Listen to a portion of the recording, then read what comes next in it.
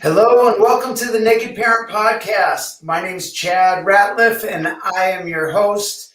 Today we have Daria with us who is going to knock your socks off at how she is involved in the special needs community. It's so exciting. I was talking to her in the pre-show chat and I could have just kept going, but we want to have this conversation with all of you in Naked Parent Nation. So Daria, thank you for being with us today.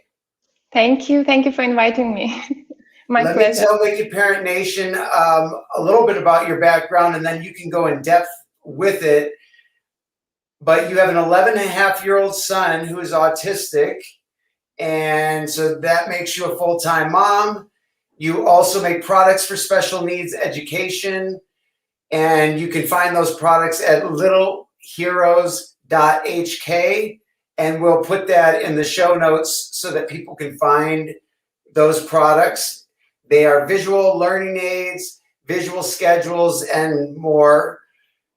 And you were telling me about this global platform that you're building. And it sounds really, really exciting. And it sounds like it's going to fill in those missing holes that we all have as parents of special needs children. So I can't wait to explore that more and hear from you about it. You are also a cognitive behavioral specialist, therapist, if I said that right. And Yep. you just sound like one of the busiest people I've spoken to in a while, but thank you for taking the time to be with us. Did I get some of that right? Yeah, everything is right. Everything is correct. Wow, you're just saying that probably. No, I'm just kidding. Can you tell us a little, like as a mother, can you tell us a little bit about when you saw or thought something was different with your child? Yeah, so to be honest, I didn't really notice anything so different about him until the point he started going to kindergarten, where they started pointing out that he's not involved with other children, he's not playing in typical way. For me personally, I haven't noticed anything because he was such an easy child. No tantrums from the start. He was like very easy baby, very happy child, very social, like loves being around people, loves being engaged. Just when he was in the context of the same age group, they started noticing that, okay, he's not really doing certain things. His language was delayed, but I was not concerned too much because we were living in China. My partner speaks English. I'm Russian, so there were like too many languages around him as well. I thought, okay, that he just takes his time to start talking, so that was not a concern. But at school, they did bring up a few points and said he might be on the spectrum. So that came as a huge shock, obviously, and I didn't know what autism is. I was just like, what?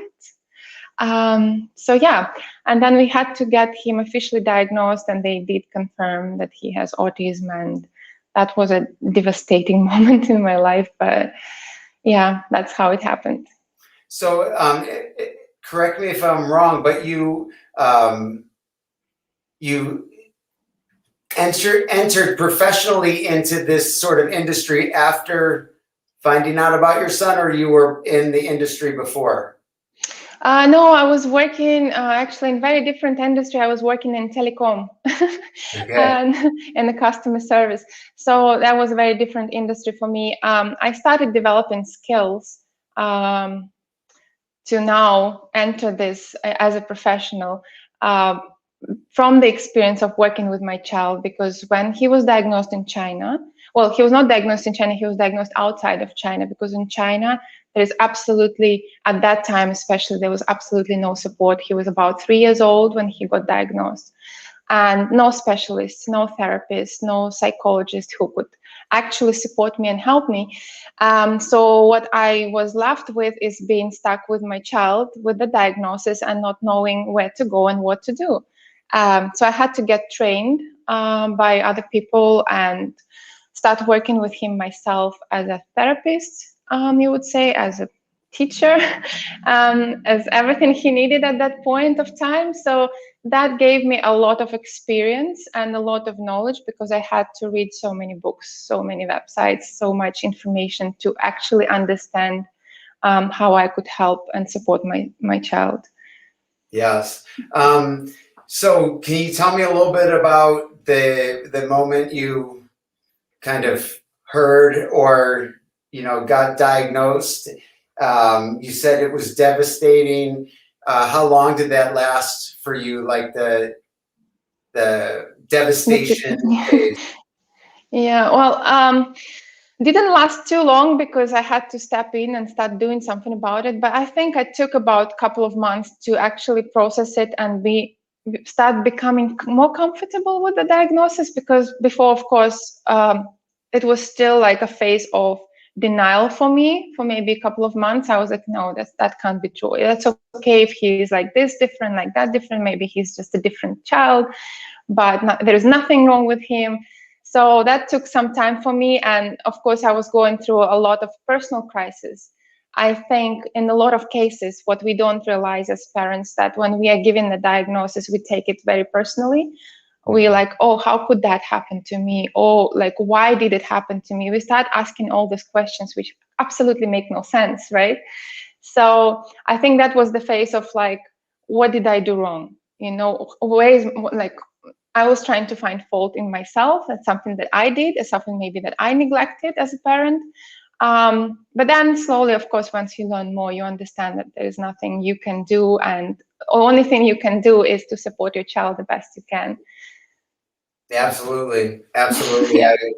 It's that moment is almost undescribable. Like the moment and shortly after, it's really, it's really undescribable what goes through at least my mind.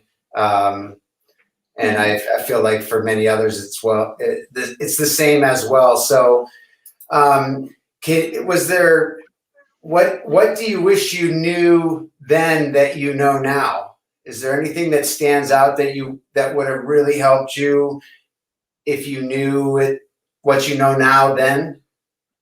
Absolutely, absolutely. Because I have to tell you that I tried to fight this battle on my own because of the lack of the support. And I have to say also, like, social media, like there was no Instagram back then, social media was not so much talking about it.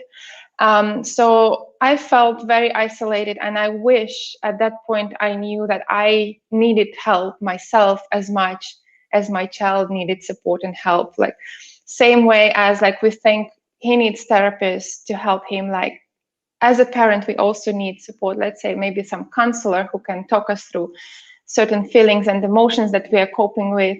So I didn't have that support. I had family support, I had like friends network who were there for me emotionally, but I think I wish I knew that I could find a professional help to make myself stronger at that point of time, and to avoid a lot of this meltdowns myself, emotional breakdowns.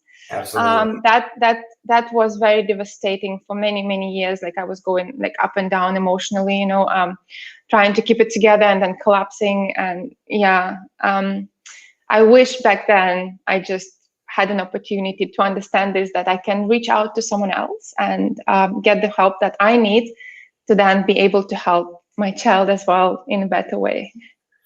Yeah, Yeah. I think that's one of, I think that's the most important, at least for me, that's the most important piece of my journey with my children, is how I handle it. Some days I can just be grateful for everything about them and, accept the universe the way it is. And then other days it's just, and Yeah. it's really, it pushes you towards enlightenment, if you will, Yeah. just to create the context. Is there a moment that stands out as one of the worst moments that you can recall? Yeah, quite a few actually. Like there was one like on a personal level where I just emotionally collapsed again, like going back to the same topic, that I wish I knew I could have some support and help, because it can be so lonely as a special needs parent. There was a point where we were dealing with like eating disorders, and I was trained by a therapist on how to approach it.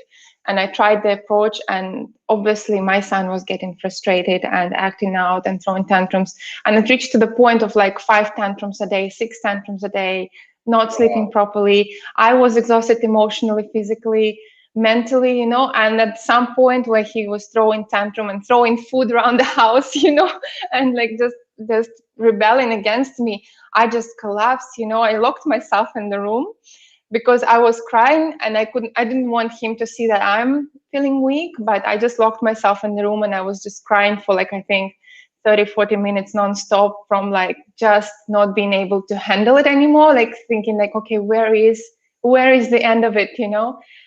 So that was like a very, very low moment. And there were a few social instances where I felt very hurt for my son, first of all, because he was mistreated in airplane, where we know it's not the easiest environment for our children. Yes. Yeah, he was mistreated by other people, and I just felt very, very heartbroken. And that's where I realized like the awareness in public, in the society, has to come, you know, because we have so many more cases of disabilities, not just autism, like any kind of disabilities right now these days. I think like I collected some data, I was doing research. It's like over 40% of population having some kind of disability, Wow. physical or mental. Yes. And it reached to the point where I think like society just need to understand that normal, what they consider normal, is not normal. Like normal is everything on the spectrum, right? From here to there. Like this is the normality of life, and these people need to have the same quality of life, you know, per se. Yeah. Absolutely. I was just Yeah. having a conversation with that lady, and we were talking about, you know, trying to fix the autism problem versus accommodate our children with various needs in our environment rather than trying to fix them so that they can fit into the environment. You know, Yeah. it's a tough issue. And I appreciate that you were vulnerable and brought out some of those negative moments, because I think those can be some of the loneliest moments where I can start to feel like something's wrong with me.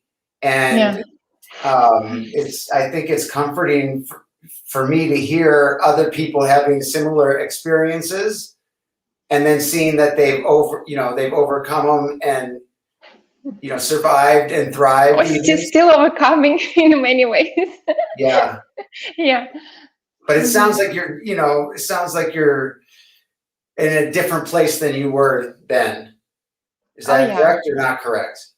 Yes, it's changed a lot. I'm not saying that he has become much easier. We're still having issues because he's going through puberty now, which is like, welcome to puberty, you know, and autism together. So very difficult, very challenging moments. And I still have very, very low moments, but they last much less time. And I kind of get together myself, put myself together again. I'm like, you know, you've got this. We've been through this. That's okay, you know. So that's much easier for me. And I think the biggest part of it is that I accept him for who he is, and I understand there's absolutely nothing that I have to fix there. I just have to be there for him as much as I can, love him unconditionally, as cliche it sounds, but it's very difficult sometimes for us to do that, right? Right. But yeah, that's basically it. Like I just have a different attitude towards it, and think I have a thicker skin maybe these days. Yeah. It's so far out. I mean, like, I talk about it all the time, but it's just so far out. It's wild, you know. Just the whole thing is wild. It's tough to explain. Were there any aha moments that you've had along the way that were important or stand out? Yeah, I think at some point there was this moment that we were trying to train Maxime on, toilet training, because he was not doing it properly, and the age was already like about 5 years old, and I still was battling with few issues there. And I was listening to all these therapists online on distance, because there was no one in my area, right? So, and I was like, just nothing is working, and some things that they were telling me were just not making any sense, and I was like, okay, what can I do? Like, I just, like, for the moment I stopped and I was like, listen, like, you are his mom. Yes, he has a diagnosis, but this is the same child, no one changed the child. You know him best, and then I just started thinking of creative ways. Okay, what can I do? Like, how can I approach this? And within 1 week, I found a solution that ever since we had no issues at all. Wow. And I was like, at that point, when I saw that was working, I was like, you know what?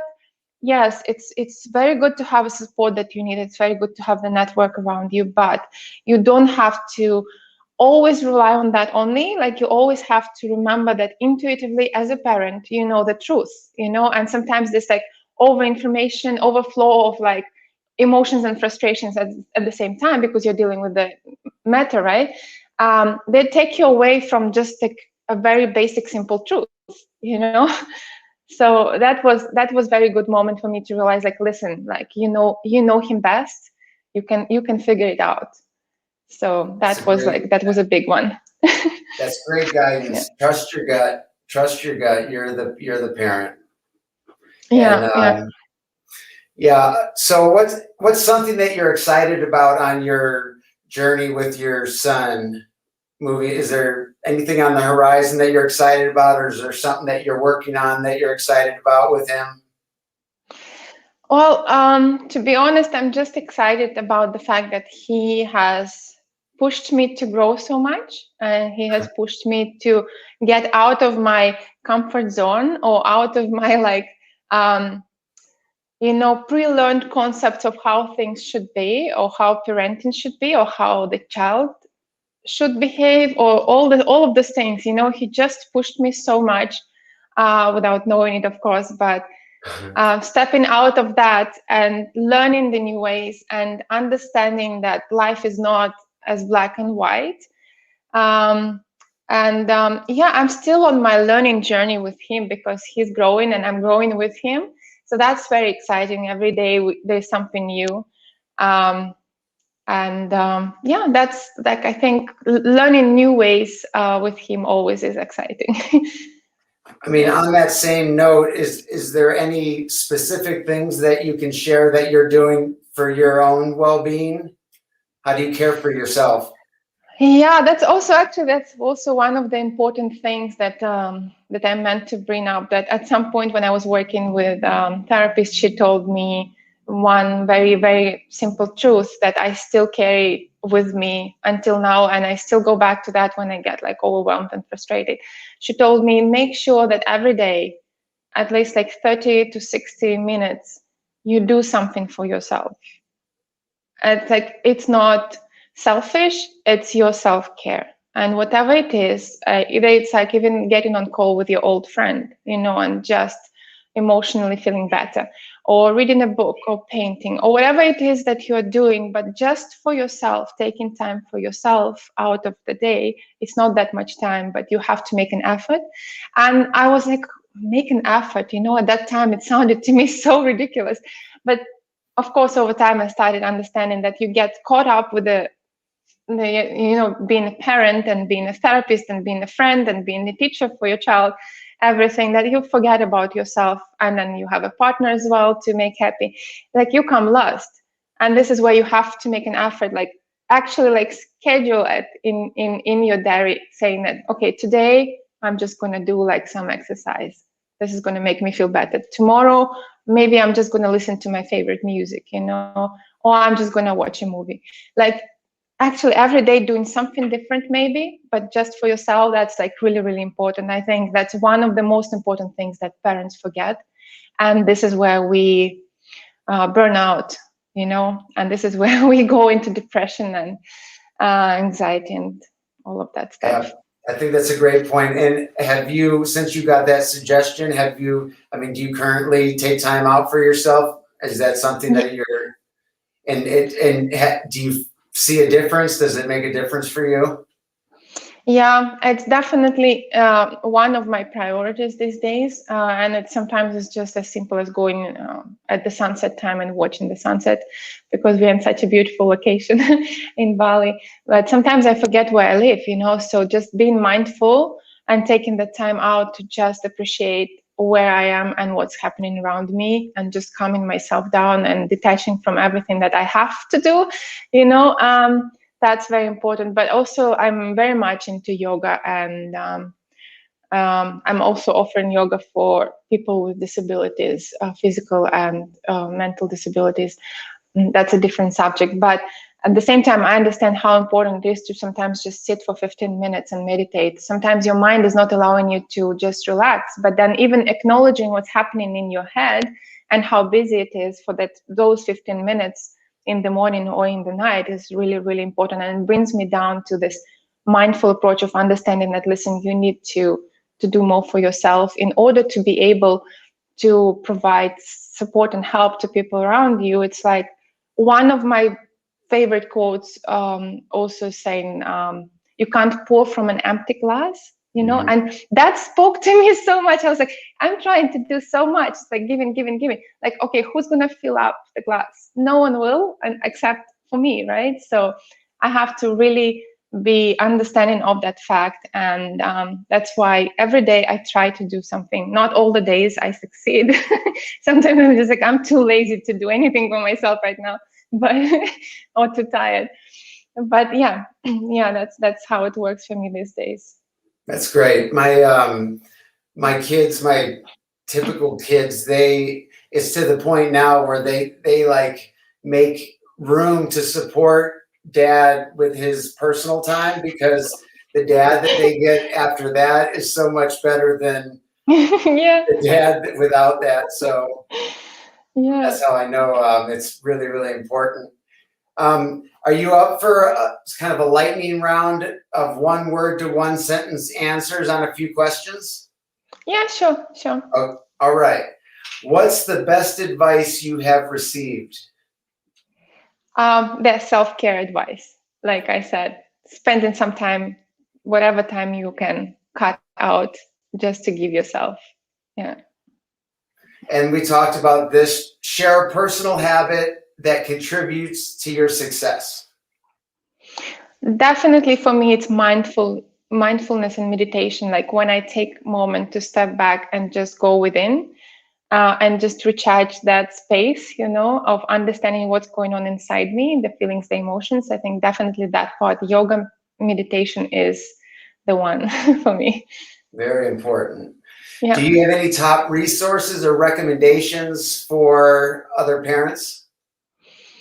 I would say in the world that we have in today, other parents is the source of our strength. I stopped going on the blogs and all these big organizational websites with all the information.